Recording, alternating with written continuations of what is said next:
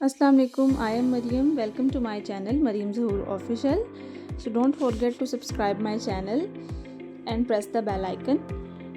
Today the topic I will be discuss with you is the relation of biology with other sciences.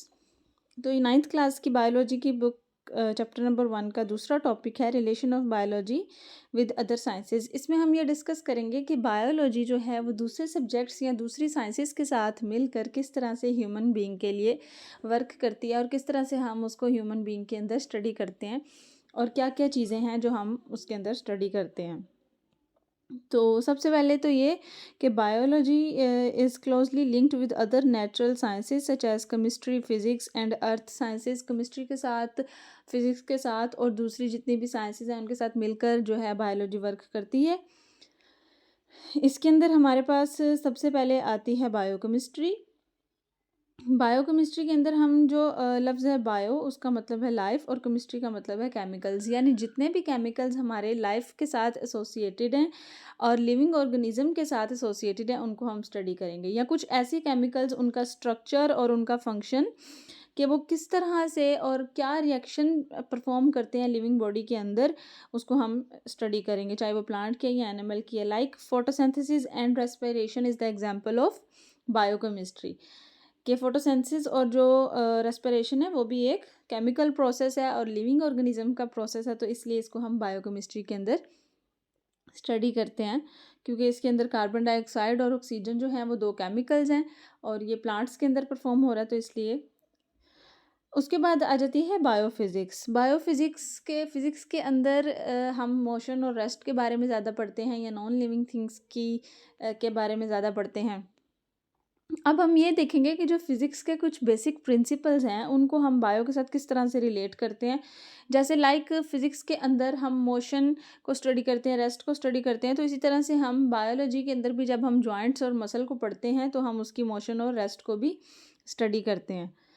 उसके बाद आ जाती है computational biology. Computational biology के अंदर हम मैथमेटिक्स और कंप्यूटर्स दोनों को बायोलॉजी के साथ एसोसिएट करते हैं। लाइक हम जब कोई भी हम बायो लाइफ का या बायो प्रोसेसेस का डाटा इकट्ठा करते हैं, तो उस डाटा को कलेक्ट करने के लिए, उसको स्टोर करने के लिए, उसको प्रोसेस करने के लिए हमें मैथमेटिक्स के रूल्स की और हमें कंप्यूटर की ज़रूरत पड़ती है। तो इसलिए हम इसको कंप्यूटेशनल बायोलॉजी में स्टडी करते हैं। लाइक अगर कोई आप लैब डायग्नोसिस करवा रहे हैं, अगर कोई आप अपना टेस्ट करवा रहे हैं, तो उसकी जो कैलकुलेशन है, उसका डाटा है, वो एक कंप्यूटर के ज़रिए से ही कैलकुलेट होता है। उसके बाद आ जाती है बायोजियोग्राफी। बायो का मतलब जैसे आपको पता है लाइफ होता है और जियो का मतलब अर्थ होता है, यानी कि अर्थ के ऊपर कहाँ कहाँ पर लाइफ है, कौन कौन से रीजन पर लाइफ मौजूद है और ऑर्गेनिजम्स किस तरह से अर्थ के ऊपर रहते हैं और क्लाइमेट, जो अर्थ का क्लाइमेट है वो किस तरह से ऑर्गेनिजम्स को अफेक्ट करता है, ये सब कुछ हम बायोजियोग्राफी के अंदर स्टडी करते हैं।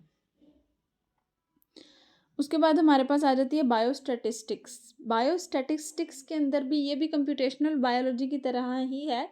इसके अंदर भी हम कुछ स्टैटिक्स के रूल्स जो हैं वो स्टडी करते हैं और उन रूल्स को हम बायोलॉजी के अंदर अप्लाई करते हैं। लाइक हमारे पास कोई डाटा है तो उसको हमने किस तरह से कलेक्ट करना है, किस तरह से हमने उस डाटा का मीन, मोड या मीडियन वगैरह जो है हम निकालते हैं। उसके बाद हमारे पास आ जाती है बायोटेक्नोलॉजी। इसके अंदर हम ये स्टडी करेंगे कि लाइफ के अंदर ह्यूमन बीइंग के लिए जो है क्या क्या टेक्नोलॉजीज़, क्या क्या नई चीज़ें या टेक्निक्स जो हैं वो यूज़ की गई हैं, जिनकी मदद से बायोलॉजी के अंदर, जिनकी मदद से बायो के अंदर हेल्प हुई है ह्यूमन बीइंग की। लाइक इसकी एग्जांपल है इंसुलिन। जो साइंटिस्ट ने इंसुलिन बनाई आर्टिफिशियली, उसको हम इसके अंदर लेते हैं बायोटेक्नोलॉजी के अंदर। उसके बाद इसकी जो दूसरी आगे है बायो इकोनॉमिक्स है। इसके अंदर हम ये स्टडी करेंगे कि हमने लाइफ को, यानी लाइफ को, एनिमल्स की, प्लांट्स की लाइफ को हमने इकोनॉमिकल पॉइंट ऑफ व्यू से देखना है। इकोनॉमिकल पॉइंट ऑफ व्यू से देखना है किस तरह से, लाइक अगर हम कोई क्रॉप्स वगैरह, अपनी फसल कोई हम बो रहे हैं और उसका फिर जो प्रोडक्ट निकलता है हमारे पास, हम उसकी कॉस्ट काउंट करेंगे उसका हम ये देखेंगे कि उसमें हमें प्रॉफ़िट कितना हुआ है, हमें लॉस कितना हुआ है, यानी इकोनॉमिकली हमारा क्या जो है वो उसके ऊपर कॉस्ट आई है और क्या प्रॉफ़िट है, क्या लॉस है। इसी तरह से अगर किसी का कोई पोल्ट्री फ़ार्म है या किसी का कोई कैटल फ़ार्म है या किसी का कोई मिल्क, आपका कोई क्वेश्चन है तो आप कमेंट में पूछ सकते हैं। वीडियो को लाइक करें, शेयर करें और सब्सक्राइब करें और बेल आइकन के बटन को प्रेस कर दें। Thank you.